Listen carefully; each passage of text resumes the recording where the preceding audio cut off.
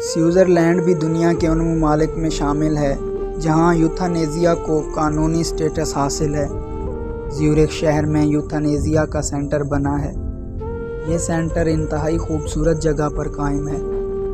Centre کے کمرے پہاڑوں، آبشاروں اور جھیلوں کے کناروں پر بنائے گئے ہیں۔ مریض بیڈ پر لیٹ کر زندگی کی آخری صبحیں اور شامیں دیکھتے ہیں اور آخر میں مہربان ڈاکٹروں اور نرسوں کے ہاتھوں میں زندگی کی سرحد پار کر جاتے ہیں۔ وجیہہ بھی یوتھانیزیا کے لیے سوئٹزرلینڈ گئی تھی۔ وہ کینسر کا دکھ برداشت نہیں کر پا رہی تھی، چنانچہ اس نے آسان موت لینے کا فیصلہ کر لیا۔ وہ زیورخ گئی، زندگی کے آخری 10 دن گزارے اور عین اس وقت اپنے لیے موت کا تعین کر لیا جب اس کی فلائٹ نے وطن کی مٹی کو چھونا تھا۔ ادھر فلائٹ اتری اور ادھر وہ زندگی کی سرحد پار کر گئی۔ وجیہہ کا آخری خط بیٹے کے ہاتھ میں تھا۔ وہ سسکیاں لے لے کر خط پڑھ رہا تھا اور میں سر جھکا کر اپنی بیوی کا ایک ایک لفظ سن رہا تھا۔ وجیہہ نے اپنی پوری زندگی کا احاطہ کیا۔ اس نے بتایا، ہم جب پہلی بار یونیورسٹی میں ملے تھے تو اس نے کیا محسوس کیا تھا، وہ یونیورسٹی میں لڑتی کیوں تھی اور کون سا دن تھا جب لڑتے لڑتے اسے مجھ سے محبت ہو گئی تھی۔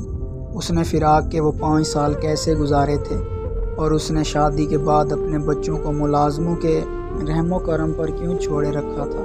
میں اپنی محبت کو تقسیم نہیں کر سکتی تھی، میں تمہارا حصہ اپنے بچوں کو بھی نہیں دے سکتی تھی۔ اس نے 20 سال کی ازدواجی زندگی کس مسرت اور سرشاری میں گزاری، اور پھر جب اسے پہلی گلٹی نکلی تو اس نے کیا محسوس کیا۔ میں خود کو روز بروز بدصورت ہوتا ہوا دیکھتی تھی تو اس وقت میرے دل پر کیا گزرتی تھی۔ میں قدرت کا یہ فیصلہ بھی سہتی چلی گئی، لیکن پھر عجیب واقعہ ہوا۔ آپ نے پہلے بچے بورڈنگ اسکول میں بھیج دیے۔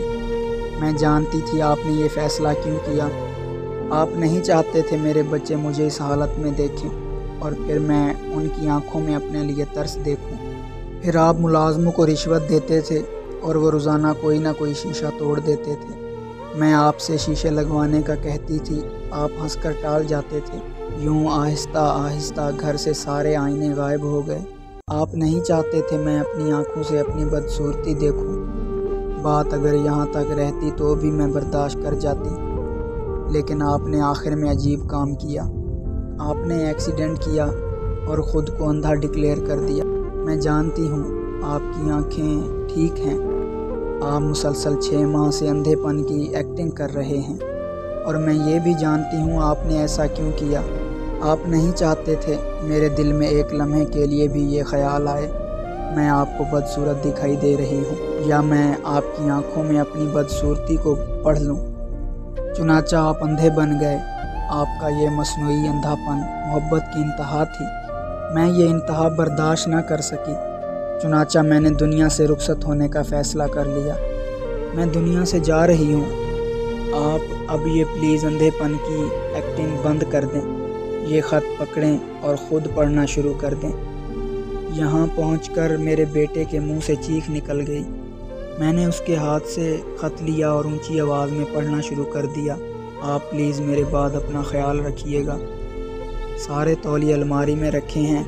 میں درزی کو 5 سال کے کپڑے دے آئی ہوں، وہ سال میں 10 جوڑے سی کر دے جائے گا۔ آپ نے وہ سارے کپڑے پھٹنے گھسنے تک پہننے ہیں۔ دانت چیک کراتے رہا کریں اور صبح کی سیر کبھی نہیں بھولنی۔ اور آخری بات، چڑیوں کو روز دانہ ڈالنا ہے اور میری بلیوں کا ہمیشہ خیال رکھنا۔